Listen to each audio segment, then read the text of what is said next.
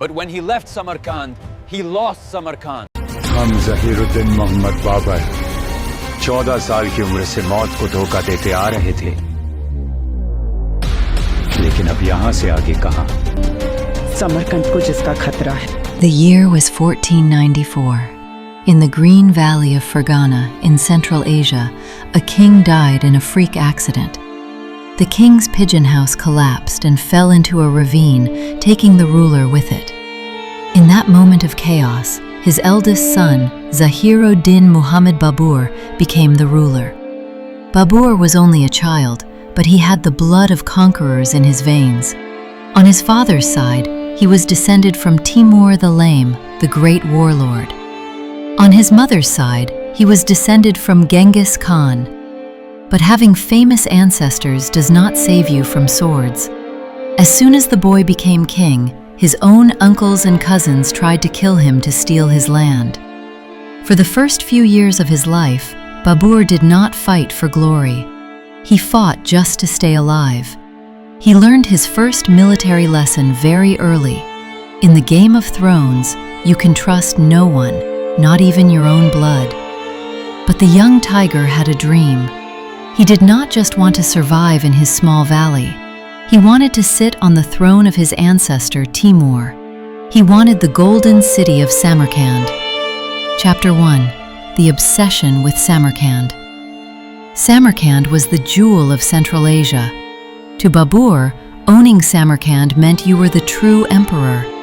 In 1497, when he was just 15 years old, Babur launched his first real military campaign. He marched his army to the great city and laid siege to it.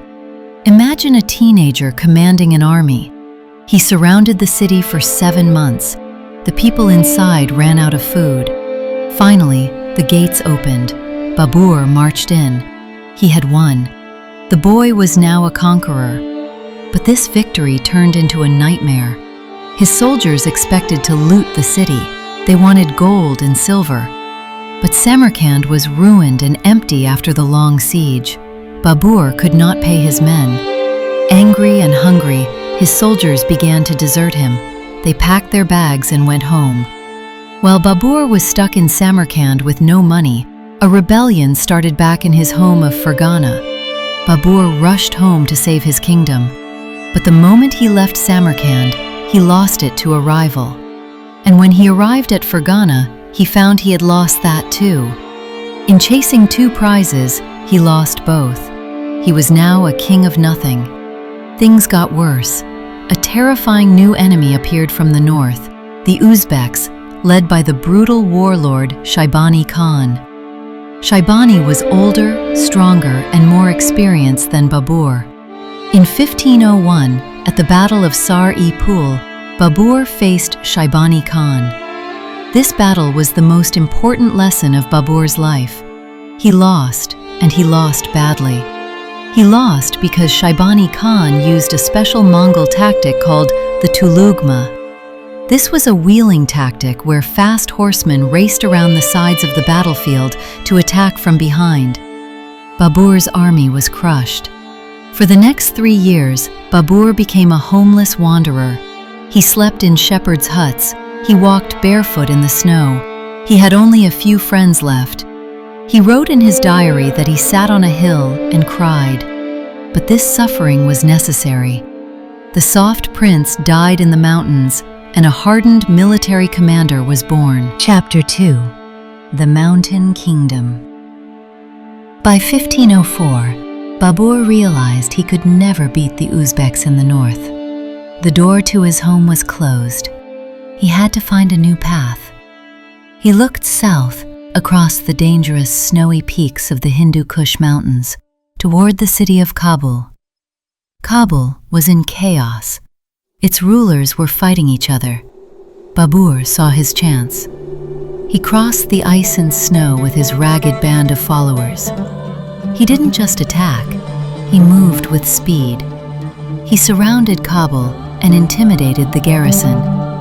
The city surrendered without a major bloodbath. Babur finally had a base. Kabul was a fortress protected by mountains. From here, he could rebuild. But Babur knew that bravery alone was not enough. He had lost before because his enemy had better tactics. Now, Babur wanted better technology. He looked west to the Ottoman Empire in Turkey. The Ottomans were using a new, terrifying weapon, gunpowder. They had matchlock muskets and heavy cannons. This technology was almost unknown in this part of the world. Babur hired expert Turkish gunners named Ustad Ali and Mustafa. They became his most important generals. They taught Babur's men how to cast bronze cannons.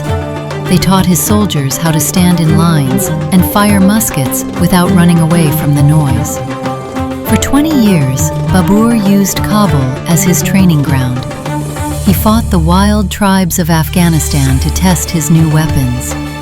In 1519, at the siege of Bajor, the defenders stood on the walls and laughed at Babur. They had never seen guns. But when Babur's muskets started killing them from a distance, the laughter stopped. Babur massacred the defenders. He was sending a message to the world. The tiger had new claws. Now, he turned his eyes toward the rich, hot plains of India. Chapter 3. The Invasion of India. Babur did not rush. He was a careful general. Between 1519 and 1524, he launched 4 small raids into India. He was scouting. He was checking the defenses. He was looking for a weakness. In 1525, he found it. The Sultan of Delhi was a man named Ibrahim Lodi. Lodi was a cruel and unpopular king. His own nobles hated him. They sent letters to Babur, inviting him to come and attack. They thought Babur would come, loot the city, and leave. They were wrong. Babur burned his boats after crossing the Indus River. He was not coming to loot. He was coming to stay. This leads us to April 1526, the First Battle of Panipat. This is the moment that changed the history of India. On paper, it was a suicide mission. Ibrahim Lodi had 100,000 men and 1,000 war elephants. Babur had perhaps 12,000 men. The odds were 10 to 1. But Babur had a plan that combined his grandfather's mobility with his new gunpowder technology. He chose the battlefield carefully. On one side was the city of Panipat. On the other side, he dug ditches filled with sharp stakes. But his genius was in the center. He took 700 wooden carts and tied them together with ropes made of raw animal hide. This created a long, movable wall. Behind these carts, he hid his matchlock gunmen. Between the carts, he left gaps for his cannons. When the battle began, Lodi's army charged. They relied on their elephants to smash through the enemy lines. But elephants are animals. They are easily scared. When Babur's cannons roared, the noise was deafening. The ground shook. The elephants had never heard thunder like this. They panicked. They turned around and trampled their own army. In that moment of confusion, Babur revealed his trap. He used the Tulughma tactic, the same move that had defeated him years ago. His fast horse archers raced around the flanks and attacked Lodi from behind. Lodi's massive army was trapped. They couldn't move forward because of the wall of carts and cannon fire. They couldn't run back because of the horse archers. They were crushed in the press of bodies. By the afternoon, the Sultan of Delhi was dead. The mighty army of India had been broken by 12,000 men and a few cannons. Babur marched into Delhi and declared himself emperor. Chapter 4. The Battle of Khanwa. Babur thought the war was over. He was wrong. Capturing Delhi was the easy part. Holding it would be the fight of his life. A massive storm was gathering in the west. The Rajput Confederacy had risen. They were led by Rana Sanga, the warrior king of Mewar. Rana Sanga was a legend. He was missing an eye, an arm, and a leg from previous battles, yet he still led his men from the front. He gathered an army of 80,000 disciplined Rajput warriors. Their goal was simple: drive the invader back to Kabul. Babur's situation was critical. It was the hot Indian summer. His soldiers were sweating, sick, and terrified.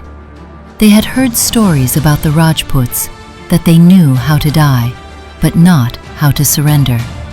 Babur's generals begged him to retreat. Babur knew that if he retreated now, the Mughal Empire would die in its cradle. He needed to do something dramatic.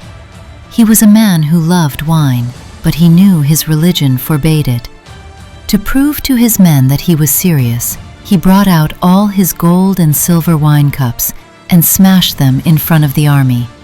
He poured the wine into the ground. He gave a speech that set their hearts on fire. He declared the battle a jihad, a holy war. He told them, "Better to die with honor than live with shame." The army rallied. They swore on the Quran to fight to the death. They met the Rajputs at Khanwa in March 1527. This battle was far more brutal than Panipat. The Rajputs were not like Lodi's conscripts. They did not fear the guns. They charged straight into the cannon fire, wave after wave.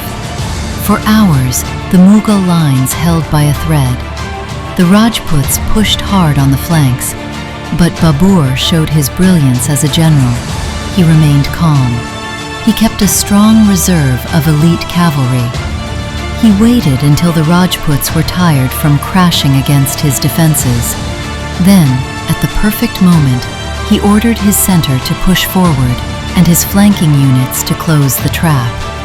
The Mughal artillery finally broke the Rajput formation.